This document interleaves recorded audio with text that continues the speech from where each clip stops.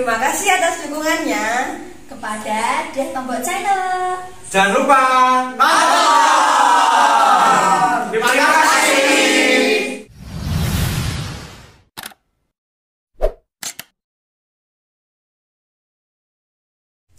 Salam lestari.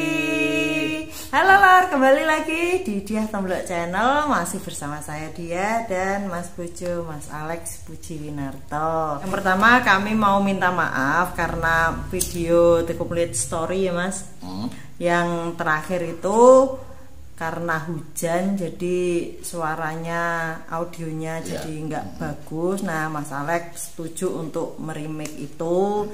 Dimohon maaf sekali kalau sedulur DTC tidak nyaman menonton yang terakhir Complete Story. Terus sekarang kita mau Q&A lagi ya Mas? Ya. Q&A lagi. Diambil cuman beberapa saja. Nggak tahu nanti Mas Alex mau sampai Q&A ini dibatasi sampai berapa kali? Ya 3 lah ya. 3 kali video ya. 3 video ya. 3 video, jadi nanti kita pilih, nggak semua pertanyaan mungkin kita jawab itu, jadi kita pilih yang mungkin belum pernah dijawab sama Mas Alex gitu ya. Gitu. Nah ini pertanyaan pertama dari Gebi Turin, mau tanya Pak Alex, kenapa Mas Gagah kehujanan tidak kedinginan dan kena hipo? Sepertinya ada sesuatu yang menghalangi, mendekati, dan menyentuhnya. Waktu di Latimojong, apakah Pak Alex dapat menyentuh gadis itu? Sepertinya ada yang ingin membuat Pak Alex kehabisan tenaga.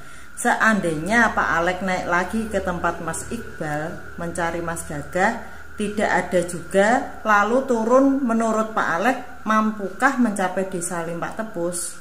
Maaf kalau ada yang salah. Tetap sehat dan sukses untuk Pak Alex dan Bu Diah. Terima kasih Mbak. Terima kasih. Oke, yang pertama apa tadi? Kenapa Mas Gagah kehujanan itu nggak kedinginan? Tidak kedinginan. Nggak kena hipo. Bagaimana kita bisa memastikan dia kena hipo atau tidak? Karena kami terpisah gitu. Kami terpisah dan ketinggian tempat kami bertemu itu sudah mungkin sudah setengah atau bahkan kurang, setengah ketinggiannya Gunung Slamet atau bahkan kurang. Jadi kalau terjadi hipo akan beda dengan kalau di puncak. Kalau di puncak mungkin orang bisa telanjang ya. Kalau di tempat itu enggak lah ya, paling kedinginan. Dan memang posisinya yang terakhir saya lihat itu duduk memeluk lutut. Jadi apakah dia kena hipo atau tidak, ya kayaknya ada kemungkinan sih, ada kemungkinan, cuman nggak bisa dipastikan. Tapi yang jelas tampak itu stresnya ya. Saya kira itu yang bisa saya sampaikan. Jadi mungkin kena hipo, mungkin juga tidak. Tapi kayaknya kok nggak mungkin kalau nggak kena, karena dia jelas berhujan-hujan itu. Gitu. Terus mungkin ada sesuatu yang menyentuhnya, menyentuh Gagah maksudnya. Iya. Ya mungkin yang juga menghalangi gitu loh. Kayak nggak kena hipo atau apa gitu tuh, kayak bisa, ada yang melindungi gitu loh. Bisa sekali, karena di sana apapun bisa terjadi. Mulai dari turun jurang yang saya nggak bisa ingat, terus Oyot Mimang, lewat jalan ataupun sungai itu jembatan ya, jembatan itu saya juga nggak bisa ingat. Saya kira apapun bisa terjadi di sana. termasuk dilindungi atau dipayungi atau dipeluk. Karena apa? Karena ketika peristiwa itu terjadi kan saya belum bisa bermeditasi, jadi kayak pengalaman dalam tanda kutip masuk ke desa gaib pun saya menyimpulkannya sebagai kemungkinan ini halusinasi, kemungkinan juga mimpi gitu ya. Karena saya belum bisa bermeditasi, otomatis saya juga tidak bisa melihat kalau misalnya sesuatu sedang melindungi si gagah itu. Jadi kemungkinannya ada, cuman tidak bisa dipastikan ya. Ini salah satu asumsi gitu. Bisa.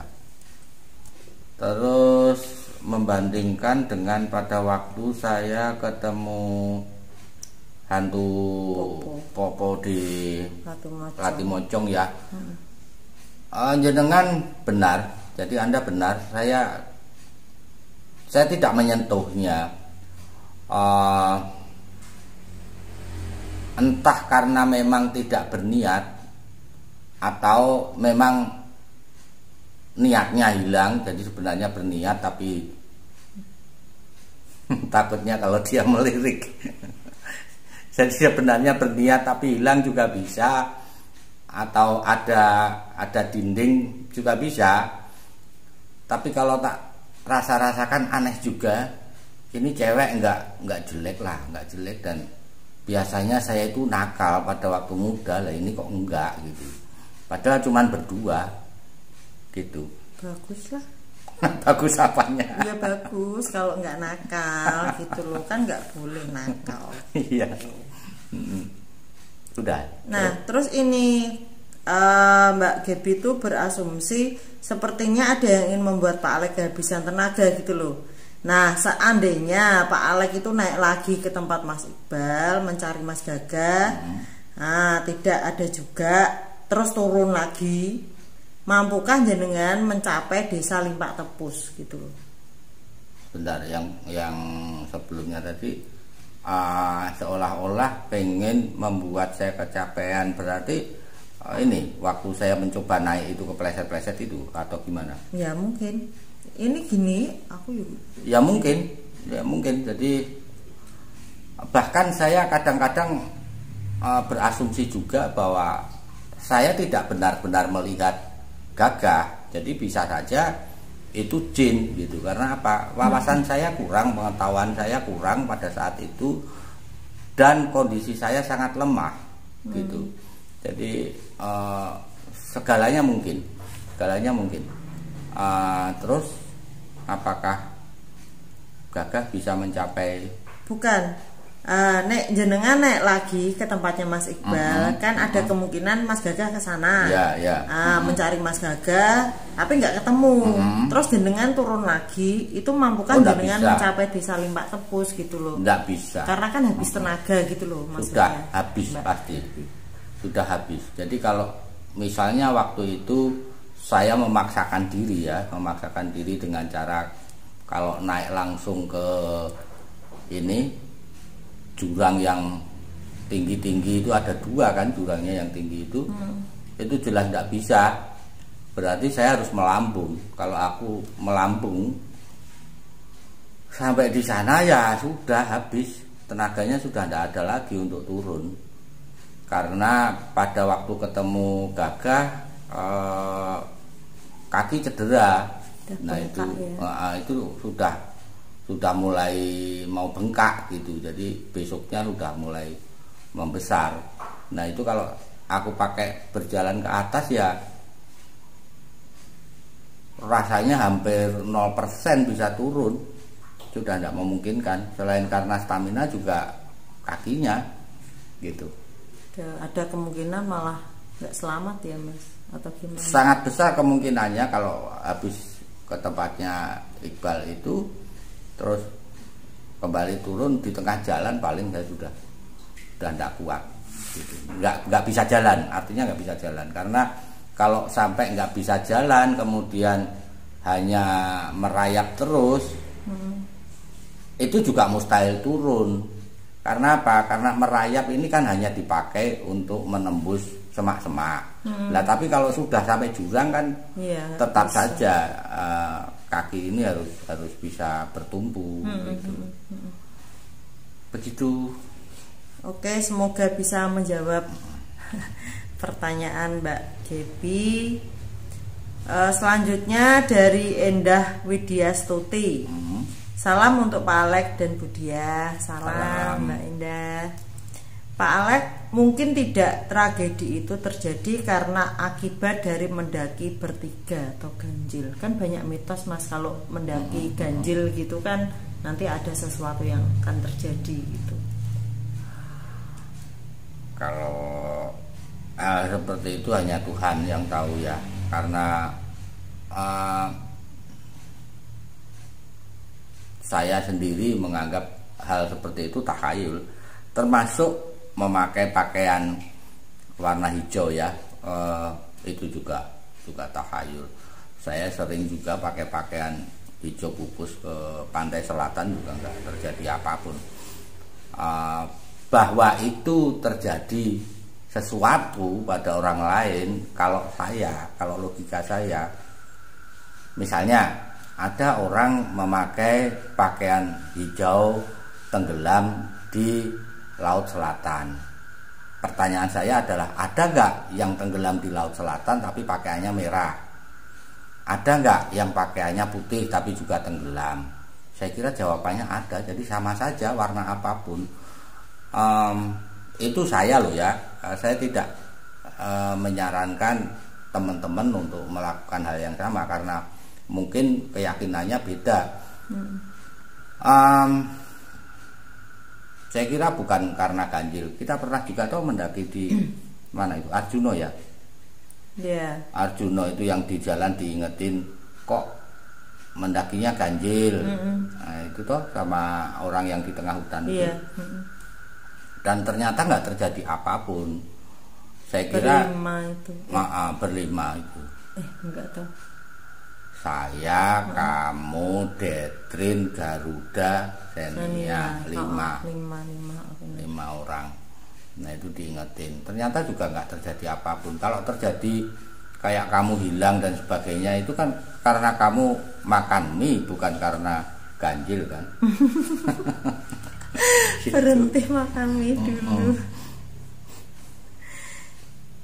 Gitu. Lanjut pertanyaan dari M. Nur Aditya Rahman. Salam lestari Pak Alek. Salam lestari. Saya mau tanya, pas waktu di Samarantu kan Pak Alek melihat dua cungkup. Mungkinkah Pak Gagah kembali lagi ke tempat Pak Iqbal? Kemudian Pak Gagah melihat dua cungkup itu.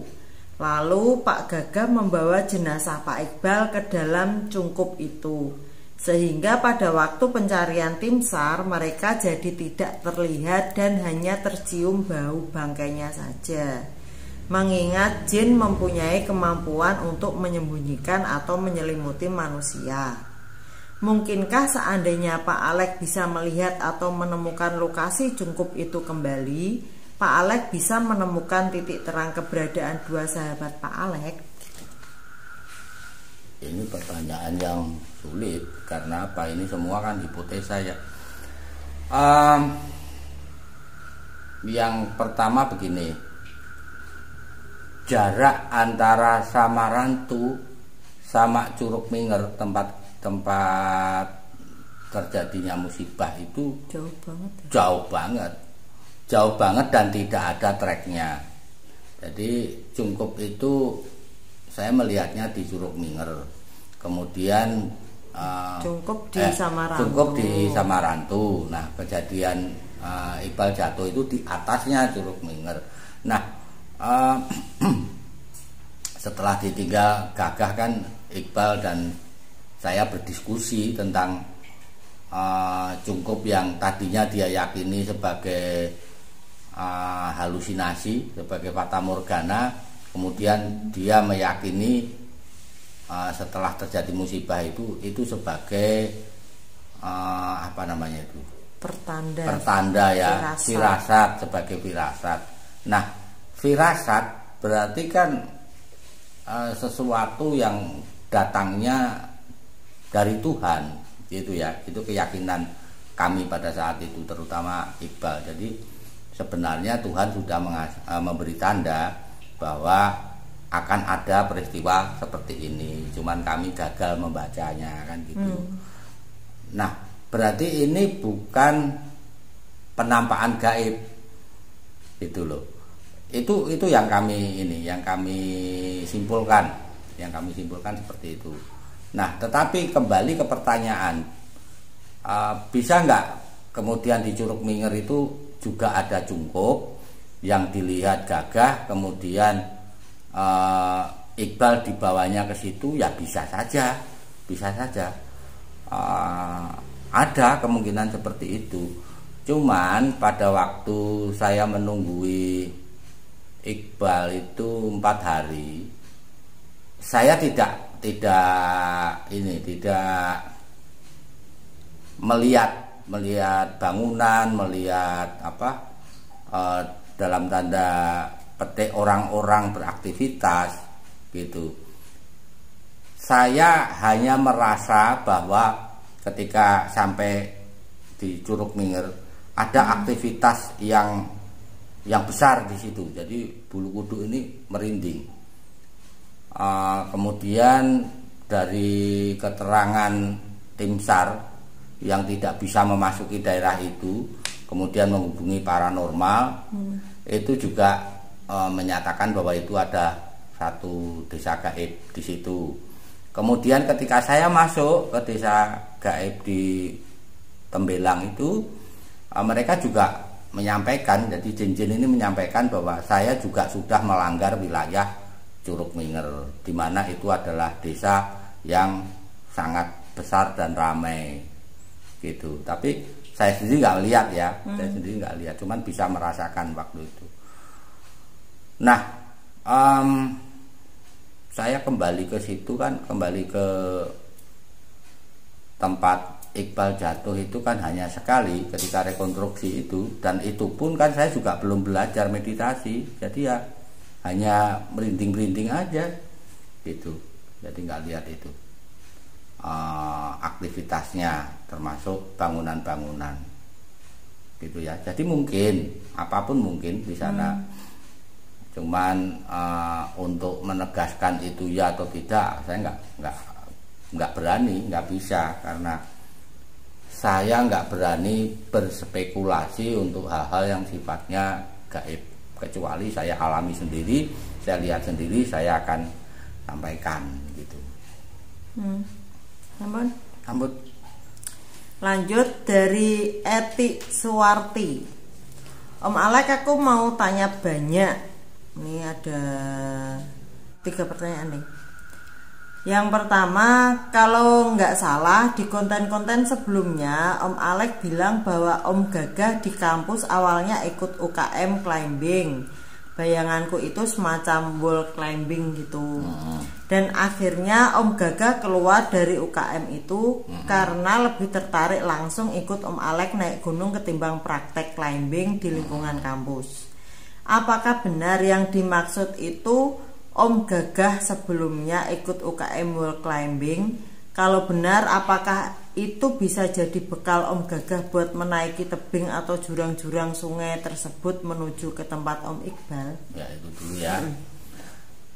Yang diikuti UKM, yang diikuti Gagah itu bukan wall climbing. Jadi pada saat itu belum ada di IKIP Negeri Semarang. Pada tahun 1985 itu belum ada wall climbing. Adanya pecinta alam biasa itu. Jadi camping, kemudian menyusur sungai. Jadi latihannya ya semacam mencari jejak. Nah, kayak pramuka gitu. Climbing itu termasuk salah satu materinya. Karena apa? Karena selepas dari musibah Gunung Slamet ini kan saya dipaksa untuk menjadi anggota kehormatan Mahapala itu, nama klubnya Mahapala ya. Karena alternatifnya hanya begini, kalau tidak ikut Mahapala berarti saya tidak boleh naik gunung lagi. Kalau sampai ketahuan naik gunung lagi, out itu. Jadi ya terpaksa saya jadi anggota kehormatan dan kemudian ikut memberi materi termasuk dalam hal rappelling, climbing kayak gitu. Jadi itu menjadi salah satu materi tapi bukan khusus wall climbing. Kalau khusus wall climbing, wah itu pasti sangat berguna bagi Gagah. Dan pada saat Gagah keluar, dia belum menguasai itu. Latihannya, karena saya sering meledek ya, sering lewat di tempatnya latihan climbingnya itu hanya pakai tali dadung yang besar itu naik ke pohon jati. Jadi talinya itu memang diikatkan di pohon jati. Jadi latihan rutinnya salah satunya itu.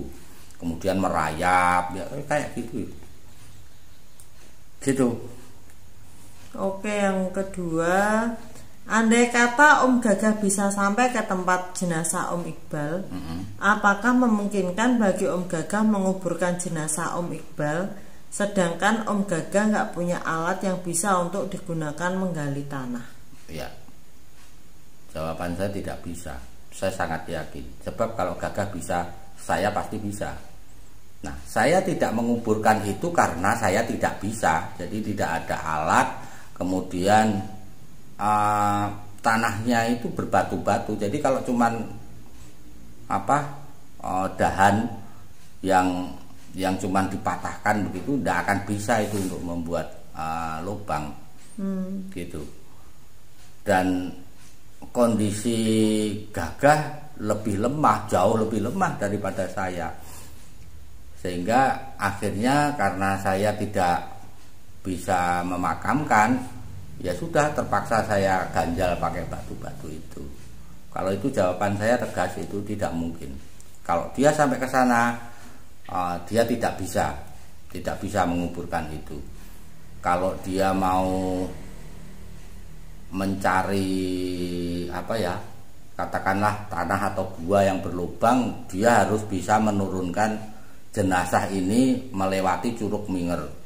Dan kalau itu jenazah dia gulirkan, tubuhnya pasti hancur. Dan tidak mungkin seorang sahabat, seorang teman pendakian tega melakukannya meskipun teman ini sudah meninggal. Tidak akan tega gitu. Oke, yang terakhir, apakah waktu itu belum ada pemeriksaan TKP dengan sidik jari atau DNA yang tertinggal di baju, celana, atau sepatunya Om Iqbal untuk mencari tahu siapa yang melepaskan pakaian Om Iqbal? Kan kalau di film-film suka pakai teknik ini penyelidikannya. Hehehe. Thanks. Semoga rasa penasaranku terjawab. Seingat saya tidak ada pemeriksaan memakai sidik jari ya. Karena apa? Karena itu sering hujan terus, sehingga kemungkinan besar sidik jari pun akan hilang. DNA pada saat itu juga tidak dilakukan. Kemungkinan dilakukan di DNA itu kan kalau ada kecurigaan. Jadi kecurigaan misalnya terhadap adanya kriminalitas dan sebagainya gitu. Yang jelas prosedur yang dilakukan itu pemeriksaan terhadap feses saya, kotoran saya itu mengandung daging manusia apa tidak, dan ternyata tidak.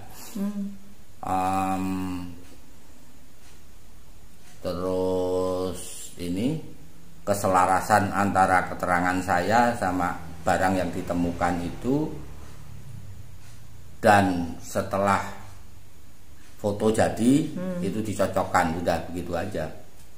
Gitu ya. Jadi nggak ada tes ini sidik jari maupun DNA, memang nggak ada.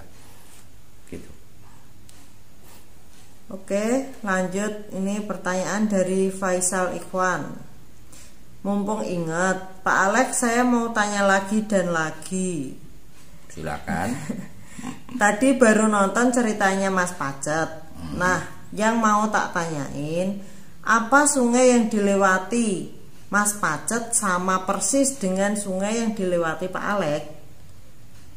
Lalu sebenarnya peristiwa atau fenomena apa sih kabut ini? Kok seakan-akan mengarahkan orang ke tempat yang sama, menerobos hutan sekitar sungai? Kok bisa dua kejadian dengan fenomena yang hampir sama? Itu dulu.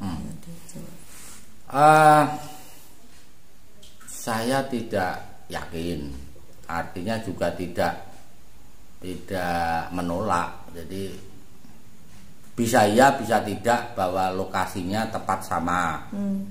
Karena kalau sudah di hutan itu kan kita tidak bisa terus di punggungan terus yang sama itu kan tidak bisa. Kadang-kadang kan punggungan ini justru nggak bisa dituruni, misalnya punggungannya membentuk jurang. Nah ini bisa orang bisa ke kiri atau bisa ke kanan kan gitu.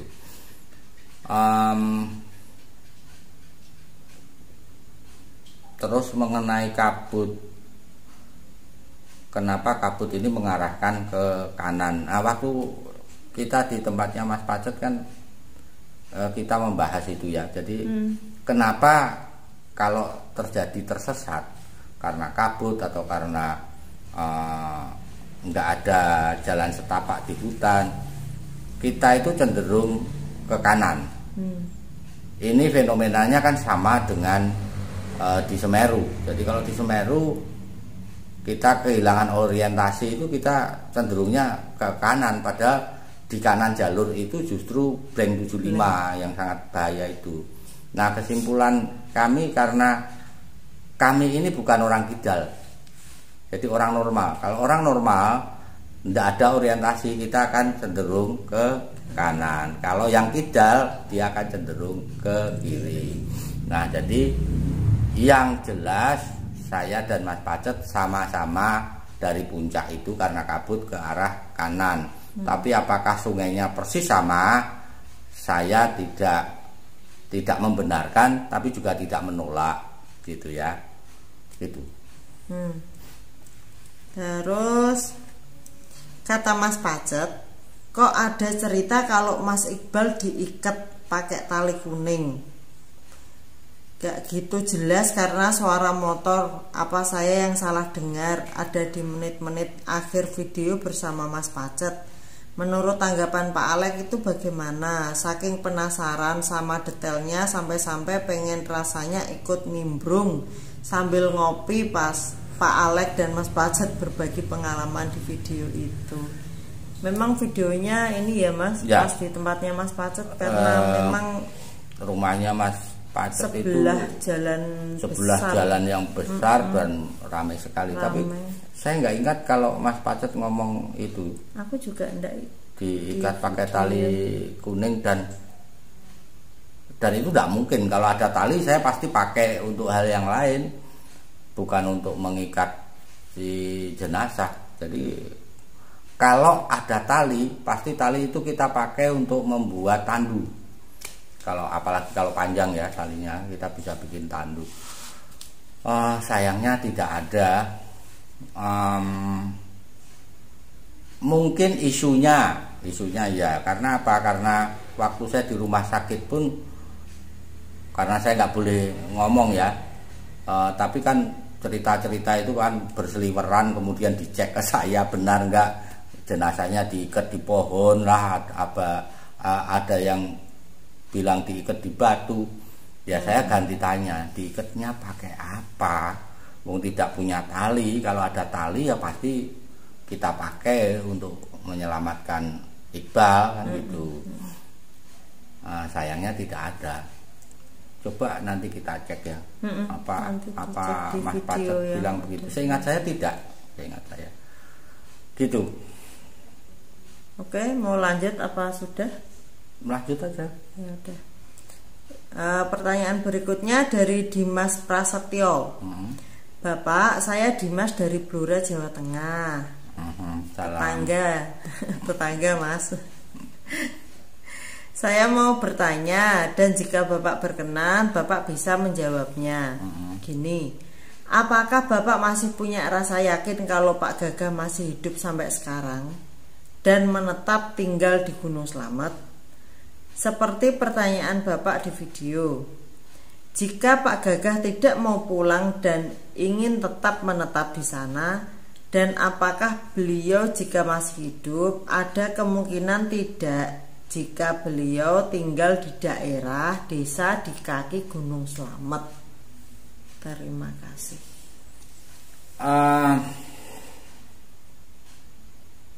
Susahnya menjadi sole survivor atau survivor tunggal itu, saya jadi tidak bisa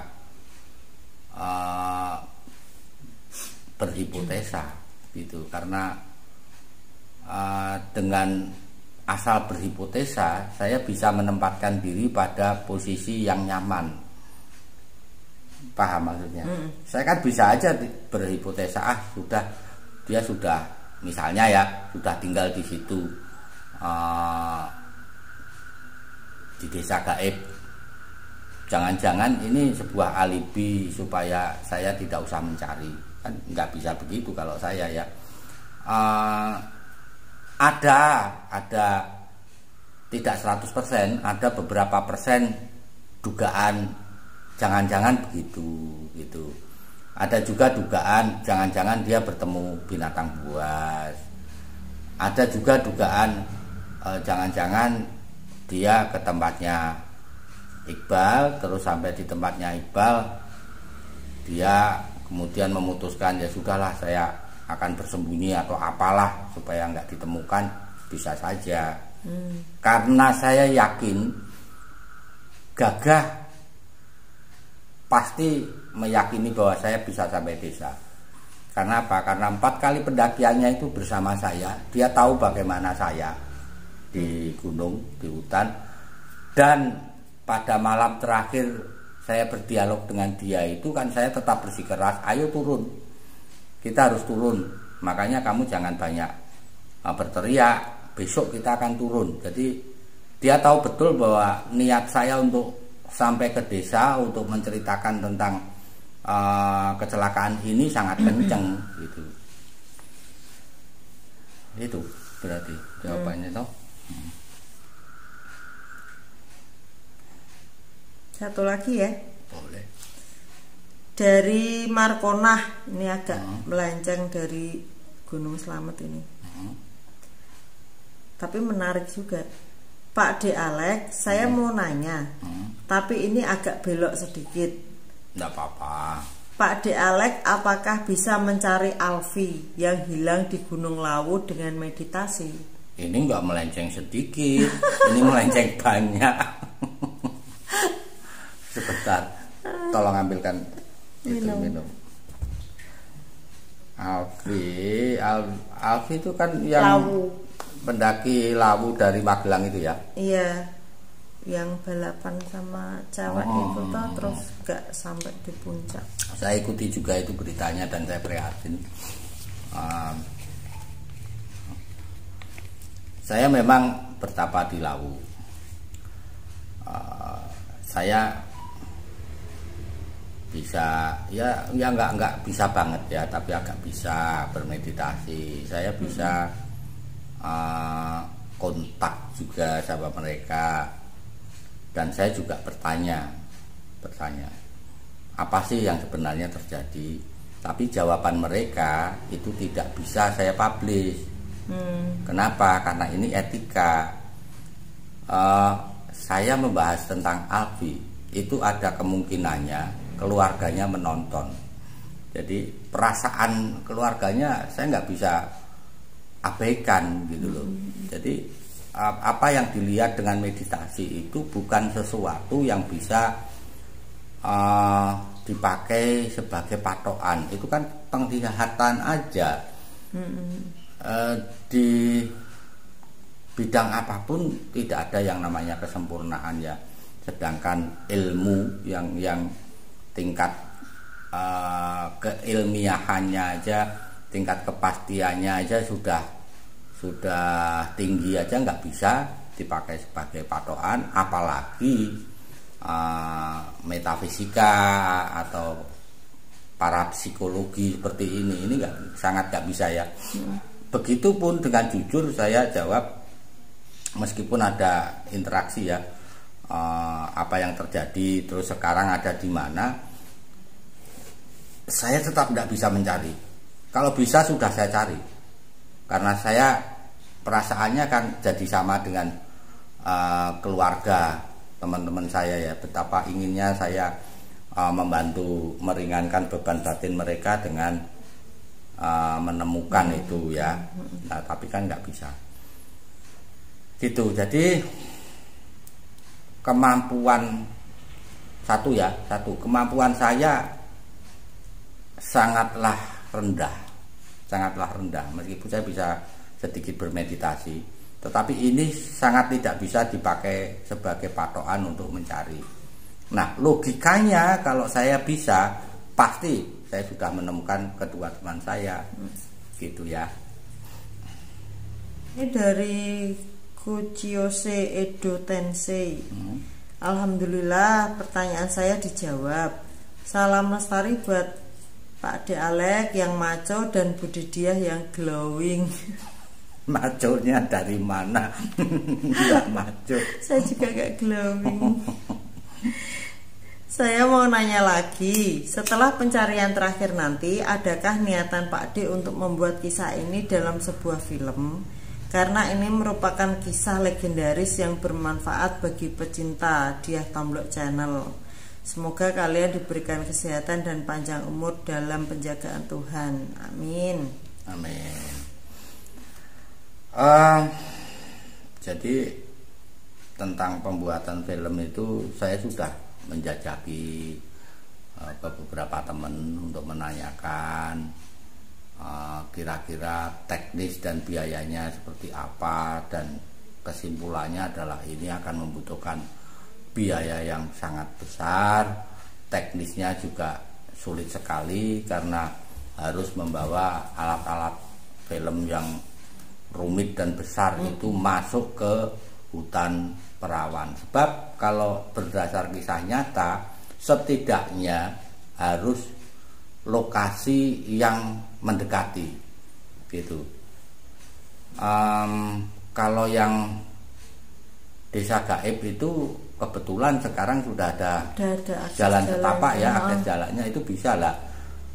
Tapi kan yang paling penting kan justru di lokasi jatuhnya Iqbal di Curug Minger itu sampai sekarang belum ada penduduk yang bisa sampai sana, apalagi kru film itu ya. Jadi teknisnya susah, biayanya juga sangat susah, sehingga akan dibutuhkan produser yang selain dananya bisa juga cukup gila untuk gambling ya gitu.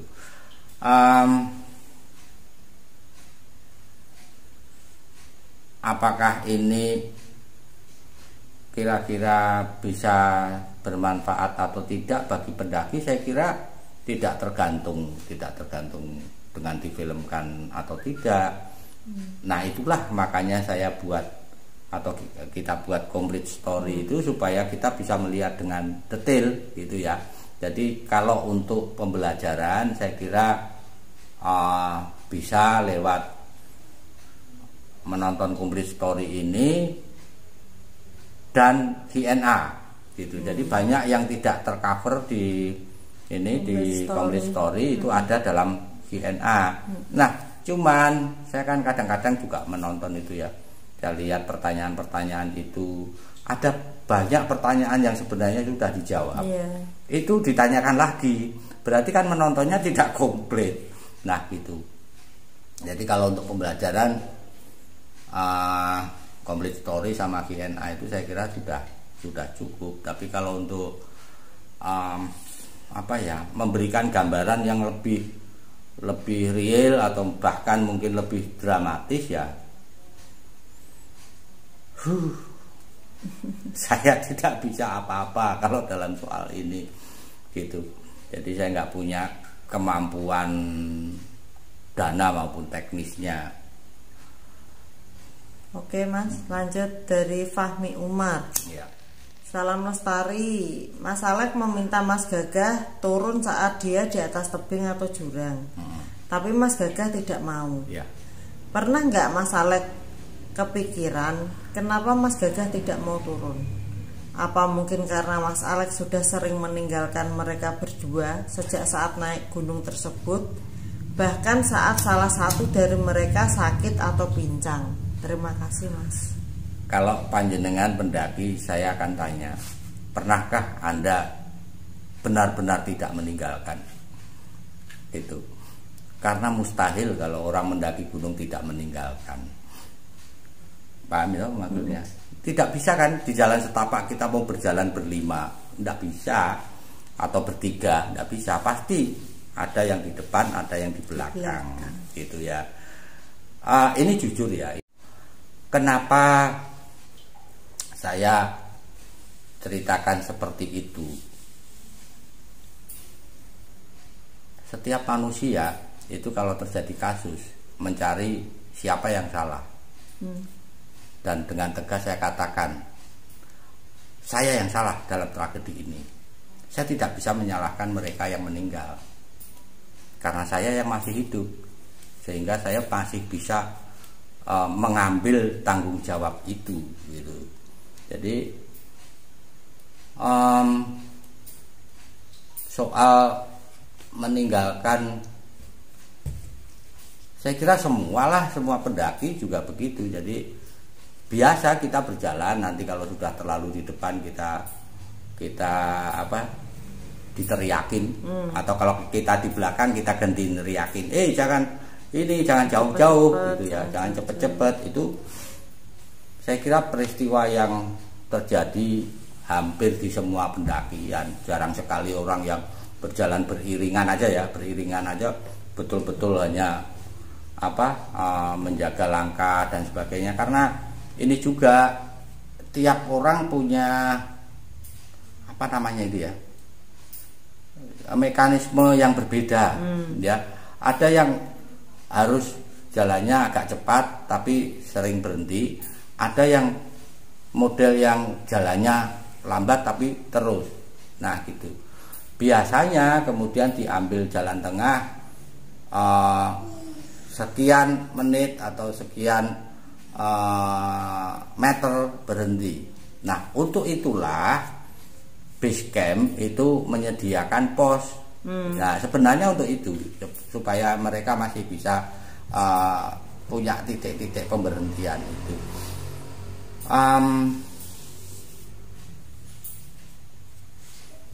Kebetulan pada saat pendakian di Slamet itu memang saya yang paling fit. Tetapi yang sebelumnya, yang saya sama Gagah mendaki sendiri ke Lawu itu ya relatif bareng. Tapi pengertian bareng itu tidak ini loh, Mas apa Mbak ini? Ini Mas ya. Tapi pengertian bareng itu kan tidak bisa jalan jejer begini ya. Ya tetap aja bareng itu terpisah beberapa langkah gitu. Dan saya pernah juga mendaki bertujuh di Lawu. Ini beriringan, dan salah satunya jatuh ke jurang. Gitu. Jadi jalan beriringan itu loh, kalau yang namanya celaka ya tetap bisa terjadi, dan itu tidak bisa disalahkan pada teman-temannya.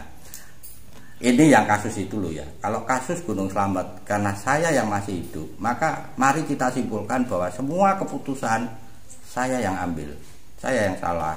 Karena apa? Karena saya masih hidup, gitu. Jadi memang saya hidup bertugas untuk menjelaskan kesalahan-kesalahan kami, gitu ya. Tapi kalau bahkan kakinya pincang saya tinggalkan, saya tidak sekejam itu, tidak pernah saya begitu. Sampai temen pincang saya tinggal, kalau itu yang terjadi, pasti saya akan bersikeras memilih saya turun. Sudahlah, Gagah kamu yang nungguin, karena ego, kan gitu ya. Tapi tidak, karena kalau dilihat dari luar, dilihat dari luar peristiwa, sepertinya turun itu mencari jalan itu lebih berat dari menunggui. Saya yang di sana, dan saya dan Iqbal itu menyimpulkan, karena setelah saya yang lebih berpengalaman kan Iqbal ya, dia instruktur pramuka, dia juga tahu betul bagaimana teknik melintasi hutan rimba dan sebagainya. Oh, itu lebih berat, bertahan sambil menjaga teman yang sakit di tengah hutan rimba itu jelas lebih berat, karena teman yang sakit ini bisa mengundang binatang gitu. Terus apalagi tadi pertanyaannya?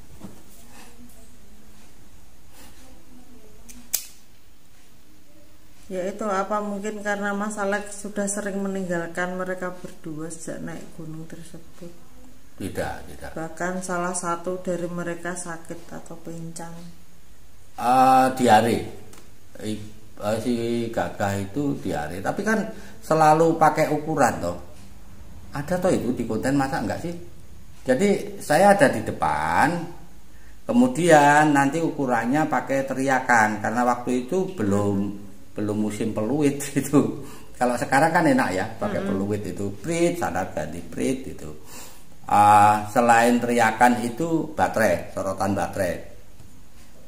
Jadi kalau saya tidak mendengar teriakan, saya harus berhenti untuk menunggu gitu ya. Jadi karena kalau saya dipaksa bareng dengan Gagah yang lemah itu, pada saat mendaki Gunung Slamet itu pasti saya ikut lemah. Karena apa? Karena ya itu tadi, sebenarnya mesinnya badan itu lebih pas untuk jalan pelan-pelan tapi terus, tapi dipaksa untuk berhenti, bentar-bentar berhenti gitu. Itu yang bisa saya sampaikan. Jadi ada beberapa yang kurang benar. Jadi saya tidak setega itu. Tapi kalau saya mengatakan saya egois apa-apa, itu karena saya berusaha jujur aja. Dibandingkan dua teman lain, saya paling egois. Iya, tapi apakah saya egois itu? Kayaknya tidak. Oke, yang terakhir ini dari Sabta Arga. Pertanyaannya, apa kedua sahabat Pak D sudah dibikinkan memoir di Slamet? Biasanya kan pendaki yang gugur dibuatkan semacam kenangan di tempat musibah gitu. Salam Lestari. Ya, salam Lestari. Belum dan kemungkinan besar tidak saya buatkan. Saya sudah berkonsultasi ya dengan beberapa pendaki senior juga. Waktu kita ke Purbalingga kita juga ngobrol sama Mas Pacet ya. Kalau sekarang ini saya buatkan memoir, itu malah bisa menimbulkan kontroversi, karena peristiwanya terjadi tahun 1985, kok baru sekarang dibuatkan. Sementara yang dulu-dulu itu mau dibuatkan, yang pertama saya masih belum berhenti mencari. Yang kedua, saya bingung ini mau ditempatkan di mana memoarnya. Biasanya memoar itu ditempatkan di lokasi pendaki itu meninggal kan begitu. Jadi di tempat jenazah diketemukan. Nah ini kan di tengah hutan. Terus misalnya dan itu tidak bisa dilakukan. Artinya saya pencarian 7 kali itu saya tidak pernah bisa masuk ke lokasi itu, saking susahnya, sulitnya medan dan ada hambatan-hambatan kan dari sana itu.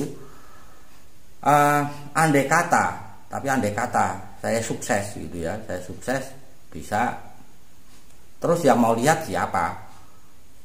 Karena tidak ada rutenya. Jadi memoir itu kan dipasang supaya orang bisa mengenang kan gitu. Nah, kalau ditaruh di tengah hutan perawan tentu saja tidak ada gunanya. Kemudian kontroversial itu tadi. Jadi sampai sekarang belum, atau mungkin malah tidak. Tapi memoarnya itu ada di dalam hati. Dan sekarang ini saya berterima kasih pada istri. Saya kira complete story itu bisa menjadi pengganti dari memoir itu, karena ini kan tidak lekang oleh waktu. Jadi sampai kapanpun orang masih bisa melihat dan justru bisa membacanya itu lebih jelas. Kalau memoir itu kan hanya bertuliskan nama. Kalau ini tidak, kisahnya gitu, semua kisahnya, termasuk kesalahan-kesalahan yang kami lakukan, khususnya saya lakukan gitu. Ya, itu dulu sedulur DTC, beberapa pertanyaan yang kita ambil dari complete story, juga ada dari Q&A kita sebelumnya gitu. Jadi sudah disampaikan sama Mas Alex, kita akan membuat 3 video Q&A lagi. Setelah itu kita sudah tidak ada Q&A lagi tentang complete story. Jadi silakan kalau masih ada pertanyaan mungkin bisa melihat dari complete story atau Q&A yang sebelumnya itu sudah terjawab. Mungkin pertanyaannya juga sama, hampir mirip-mirip gitulah ya. Gitu. Ya, terima kasih sedulur DTC sudah menyaksikan video ini. Salam lestari.